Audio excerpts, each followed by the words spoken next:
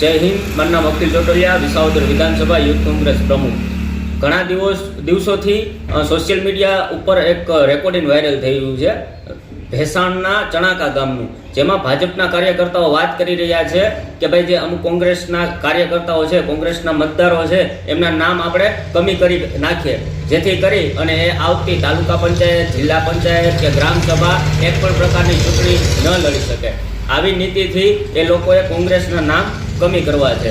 તો મારે આવા અમુક જે ભાજપના કાર્યકર્તાઓ છે એમને સોશિયલ મીડિયાના માધ્યમથી કેવું છે કે તમે તમારે આ નીતિથી તમે સત્તા ઉપર બેઠા રહેવાના છો, આ નીતિ રાખીને તમે જીતવાના છો. તમે લોકોના કાંઈ કામ તો કરી શકતા નથી, તમારે આવું ખોટું જ કરવું પડશે.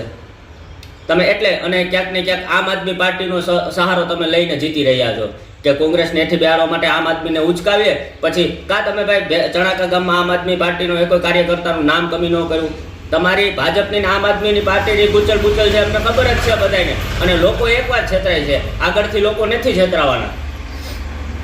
જેથી કરી અને ચૂંટણી પંચના અધિકારીઓને પણ કહું છું, BLO હોય કે જે કોઈ વહીવટદારો અધિકારી હોય, આખી વિસાવદર વિધાનસભામાંથી એક પણ ખોટી રીતે કોઈ નામ કમી થયું તો અમે ભાજપ વિરુદ્ધ તો આંદોલન કરીએ જ છીએ. ચૂંટણી આયોગ જે અમુક ભાજપના કહેવાથી અમુક અધિકારીઓ પણ આ કૃત્યમાં સામેલ હોય છે.